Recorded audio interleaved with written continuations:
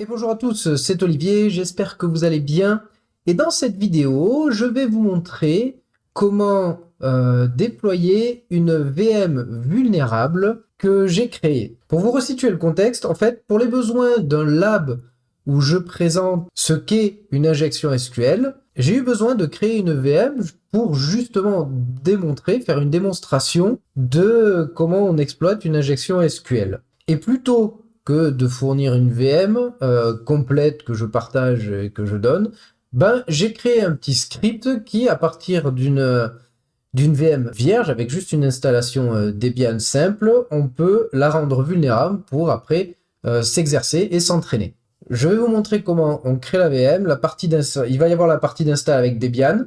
Voilà, donc ici, en fait, on télécharge tout simplement le système d'exploitation Debian sur la page debian.org en cliquant juste sur téléchargement. Je l'ai fait sous Proxmox. Voilà, c'est plus simple pour moi. Bien sûr, ça marche très bien sur VirtualBox, sur VMware. Du moment que vous faites une VM vierge, c'est exactement la même chose. Alors, je l'ai appelé SQLi Lab. Alors, on va la démarrer. Voilà.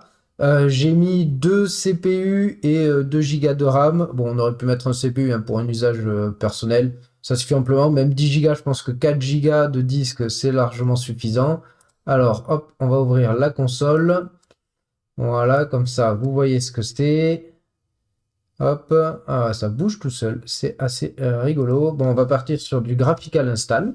Voilà, alors juste, est-ce que dans les paramètres, je peux avoir la mise à l'échelle locale? Voilà, comme ça, on voit tout à l'écran. Je vais mettre ça par là. Voilà, alors, moi, mes habitudes, c'est que, en fait, ici, je mets anglais. Voilà, United Kingdom.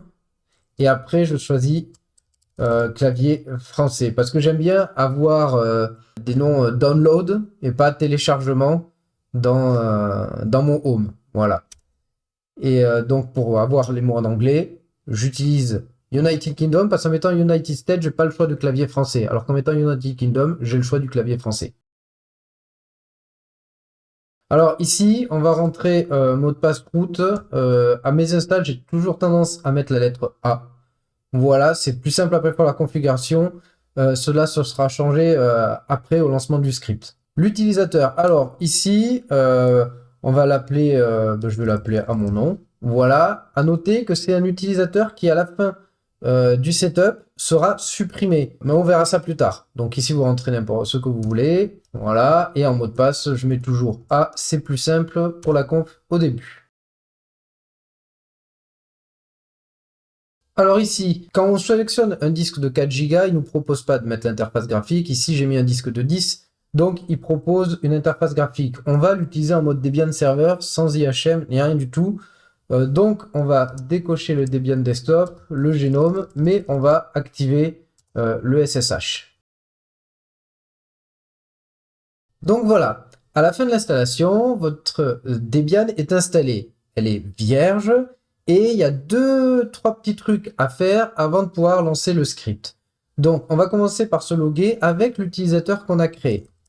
Donc moi il s'appelait Olivier. Voilà.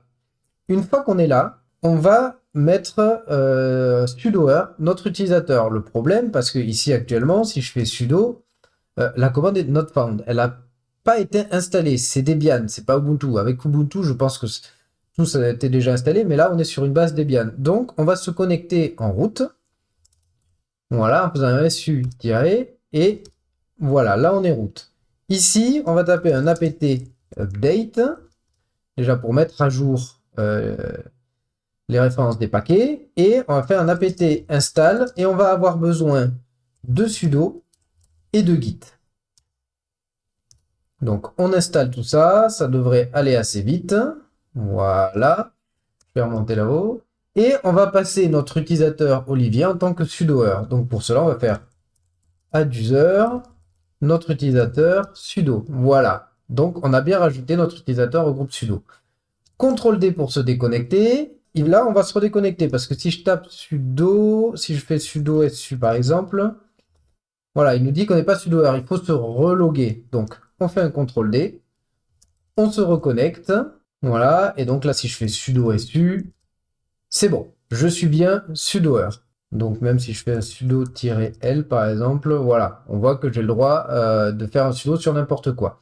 Ok, on va pouvoir passer à l'exécution du script pour rendre notre machine vulnérable. Alors, pour cela, hop, on va aller exécuter le script. J'ai créé un repository pour les mettre qui s'appelle SQLilab sur mon GitHub.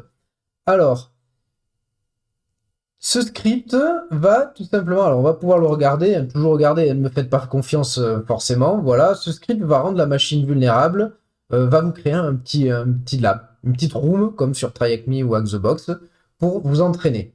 Voilà, ce script, vous pouvez le regarder, il exécute différentes commandes, il crée une base de données, il la remplit, il crée un serveur web, et à la fin, donc, truc très important, il efface l'user courant, le user qu'on a créé exprès, parce qu'il va en créer un autre pour les besoins du lab. Donc, n'exécutez pas ce script sur votre machine, sinon elle va faire la gueule. Voilà, donc on va suivre le manuel, voilà, qui nous explique donc de créer une VM. Alors j'explique voilà qu'elle a été inspirée de Kitty V2 sur TryHackMe. C'est une room que j'ai adoré faire, mais qui est d'un niveau médium. Et moi, mon lab, c'était vraiment la découverte de l'injection SQL. Donc, il fallait quelque chose de très simple pour découvrir en fait ce que c'est. Donc, l'install, on crée une VM. Voilà, on rajoute les droits sudo. Et voilà, on va pouvoir la rendre vulnérable. Donc, pour cela, on va retourner. Donc, on va retourner sur notre fenêtre. Voilà, donc on va faire un git clone https github.com/olivierprotips/sqli lab. Voilà. Donc il est ici, cd sqli lab. Vous rendez exécutable le fichier d'install. Voilà. Et vous n'avez plus qu'à le lancer avec un sudo /install et c'est parti. Ça devrait aller plutôt vite. Là, il installe en fait tout ce qui est MariaDB, Apache, PHP pour le serveur web. Et une fois que le script a fini, il redémarre la machine. J'ai rajouté un petit quelque chose qui fait que, en fait, au lancement, vous allez le voir, ici, il nous affiche l'adresse IP de la machine. Ce qui est un côté plus pratique, ça nous évite d'essayer de la trouver. Donc maintenant qu'on a notre machine qui a été créée, on va pouvoir s'attaquer à la résolution. Alors, si vous voulez vous entraîner dessus avant, arrêtez la vidéo maintenant et essayez de la faire. Maintenant, on passe à sa résolution. Donc, on est en 1 de 62. Et donc, on va passer sur notre Kali. On va ouvrir un petit terminal. Voilà. On va se mettre dans Temp. Je ne trouve même pas qu'on ait besoin de créer un répertoire. C'est pas bien grave. On va d'abord, déjà, je vais pinguer ma machine. 192.168.2.62. On avait dit, effectivement, elle répond. Donc, première chose, on va faire un petit nmap de cette machine pour voir ce qu'il y a dessus. Donc, comme c'est en local, c'est très rapide. Donc, on voit qu'on a le port 22 et 80 qui sont ouverts. Ok, on va pousser un peu plus l'analyse. Sur le port 22 et 80, fail to resolve, hop, oui, c'est normal, j'ai oublié le -p, voilà. Et donc là, il va faire de l'analyse un peu plus poussée de ce qu'il y a derrière ces deux ports. Voilà, on voit qu'il y a le port 22, la version du OpenSSH et un port 80 où il y a un HTTP qui tourne dessus. Ok, donc s'il y a un HTTP, on va ouvrir Firefox et on va aller le visiter. Voilà. Et on tombe sur une page de login. Donc ici, on peut tester admin, blablabla, tout ça. Et rien ne va marcher. On pourrait essayer aussi le hop or 1 égale 1 et on commente. Mais il y a une sécurité parce que je vous fais référence à ma précédente vidéo sur la dangerosité du or 1 égale 1. Donc cette injection est bloquée. Donc, ben, première chose qu'on va faire, on va se connecter, se créer un compte. Allez, c'est parti. Ça, on a les droits de se créer un compte. Hop, le compte est créé. On va se connecter dessus. Voilà. Et on a, voilà, un petit message qui nous explique, voilà, provenant d'un avis, trouver un moyen de s'authentifier sans mot de passe. Trouver un utilisateur valide en faisant du fuzzing. Et 3, 1 plus 2. Voilà. Je vous rappelle, c'est un lab. Voilà, c'est pour découvrir et essayer de s'entraîner de façon simple. Donc, trouver un moyen de s'authentifier sans mot de passe. Donc, juste pour la démo, derrière, qu'est-ce qu'on a? On pourrait avoir un select étoile from users where username égale hop var 1 and password égale var 2. On pourrait avoir ça. Je vais dézoomer. Voilà, question qu'on le voit en entier. Voilà. Là, c'est bien. Voilà. Donc, comme le but de la salle, c'est de l'injection SQL, on va se substituer là-dedans. Qu'est-ce que l'on va faire? Eh bien, on va, à la place de var 1, ou ici, nous, pour l'utilisateur que j'ai créé, j'ai mis Kikou. Eh bien, qu'est-ce qu'on pourrait mettre? On pourrait, on met notre utilisateur, on ferme la cote, et on commente le tout. Ce qui fait que ça va donner hop, un truc dans le genre. Voilà, je vais prendre mon injection ici. Hop, alors attendez, je vais mettre en langage SQL. Voilà, comme ça c'est coloré. Et si à la place de ça, je mets ça. Ah tiens, ça le colorise pas. Bon, c'est pas bien grave. Qu'est-ce qu'on a? On a select étoile from user. Attendez, si je mets des points-virgules peut-être. Non. Voilà, si je mets ça entre guillemets, on le voit mieux. Voilà, donc nous, notre injection, c'est ça. Et là, ce qu'on va faire, on va faire. Donc si on l'a copié à la place, et ben on voit qu'on va faire where username égale notre user et tout le reste va être commenté. Et ben on va essayer ça, on va prendre cette injection. On va aller se déconnecter, on va mettre ça et on met n'importe quoi en mot de passe. Et si je fais login, ça passe. On a trouvé notre première injection qui nous a permis de nous authentifier sans mot de passe. La deuxième partie, c'est de trouver un utilisateur valide, de faire du fuzzing. Ok.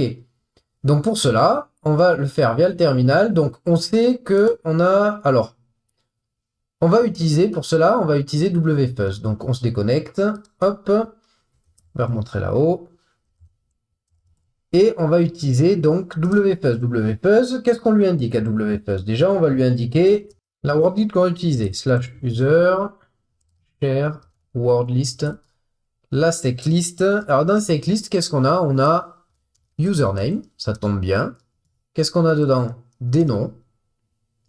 Et à l'intérieur, on a une liste name. Voilà. Sur quel site? -u. Le site, on l'a là. C'est cette page-là. Très bien. Mais on ne peut pas le faire comme ça directement. Qu'est-ce qu'on veut faire? En fait, on veut faire un paramètre de la requête post. Alors, donc on va récupérer notre requête post. Alors pour cela, on ouvre un terminal, on se met sur network et on va mettre notre injection qui était kikou fermé commentaire n'importe quoi. Voilà, donc là on voit notre requête post. On va dans la requête, on la met en row et voilà, c'est ça que l'on veut envoyer. Donc avec wfuzz, en fait, techniquement il fait du get, sauf si on lui indique un -d où là, il va faire du post. Donc, à l'intérieur, on y met notre injection. Donc, on voit ici qu'elle a été convertie. Et à la place de Kikou, on veut trouver un autre utilisateur valide. Donc, on met fuzz. Voilà. Et donc, là, c'est prêt, on peut le lancer. Mais si je le lance, on se met à avoir des millions de résultats qui s'affichent et c'est illisible. Donc, on va les filtrer. Donc, on récupère notre commande. On va se mettre au début. Et donc, pour filtrer avec wfuzz, on va faire H pour hide. Et qu'est-ce qu'on veut cacher? Ben, on veut cacher toutes les réponses qui contiennent 1302 caractères. Et donc pour la colonne caractère, c'est un autre H ici. Et on veut dire cache-moi tout ce qui est à 1302. Et c'est parti. Donc là, on attend un peu. On va attendre qu'il nous trouve quelque chose. Alors, il nous en a trouvé là. Hop. Dehan et Elena. Donc, Dehan, il retourne, comme on le voit, un seul caractère. Il y a un gros plantage. C'est d'une réponse 500. On pourrait masquer les 500 d'ailleurs. Donc, c'est pas bon. Par contre, on voit qu'il a un 302. Une réponse différente avec Elena. OK? Donc, on va revenir là. Ça, on n'en a plus besoin. Et on va essayer. Si, par exemple, je tape Toto. Toto, je fais notre injection. Ça marche pas. Par contre, si je tape Elena et que je mets mon injection, boum, je suis rentré. Donc, j'ai un utilisateur valide. Et là, on a un deuxième indice. Je vous ai dit que c'était dans le cadre d'un lab. From admin, your password has been resetted. Default password is SQLi 123. Change it ASAP. Ok, c'est cool. Ce qui veut dire que si je tape Elena et SQLi 1, 2, 3, point d'exclamation, c'est bon, ça passe. Quelle pourrait être la prochaine étape? On vient d'obtenir un mot de passe par défaut. Où est-ce qu'on peut aller l'essayer? Eh bien, on peut aller l'essayer en SSH. Donc, on essaye SSH Elena. On va mettre 192.168.2.62. OK. On rentre notre mot de passe et c'est bon. On est passé. On a accès, on a eu notre foothold sur la machine. Si je regarde, donc j'ai accès cat-user.txt. Well done. Now manage to become root. Si je fais un -L, un TLAH, voilà. Donc on peut voir que le bash history est dirigé vers dev nul. Donc il n'y a rien dedans, si on peut regarder. Hein. Voilà, il est vide. Ok, donc maintenant il faut devenir root. Et c'est ultra simple. Pour devenir root, premier truc qu'on fait quand on arrive sur une machine, on regarde les droits que cette personne a. Donc on a le mot de passe, on le tape, et là on voit que on peut, en tant que sudo, exécuter la commande find pour devenir root. Et bien, si on voit ça, on va sur quel site? On va sur GTFOBin, on tape find et sudo, voilà, et on voit qu'en tant que sudoer, si j'exécute voilà, cette commande, je dois pouvoir devenir root. On va la mettre, alors, à mon habitude, au lieu de SH, j'aime bien bash, et là, si j'appuie sur entrée, et ben voilà, je suis root, je n'ai plus qu'à aller dans root, ls-h, 4 root.txt, j'ai mon deuxième flag, you rock. Voilà, voilà. Donc, revenons là-dessus, parce que je ne voulais pas montrer, mais là, voilà, c'est j'ai basé cette salle sur Kitty. Kitty est une super salle, mais à un niveau médium, où il faut pousser l'injection SQL un peu plus loin. Je sais pas, dans la chronologie, si je sortirai le write-up de Kitty avant celui-là, ou si c'est après. Donc voilà, dans le premier cas, n'hésitez pas à aller le voir. Dans le deuxième cas, ben, n'hésitez pas à aller le voir aussi quand elle sortira. Donc voilà, mais voilà, c'est une salle très compliquée et j'avais un besoin de faire découvrir à des personnes ce qu'est l'injection SQL. Et pour ça, donc, je me suis inspiré de cette salle que je trouvais bien faite, mais j'ai simplifié au maximum le process pour que ce soit facile à suivre et à comprendre. Voilà, voilà. Bon, ben écoutez, j'espère que cette vidéo vous a plu et je vous dis à très bientôt. Tchuss!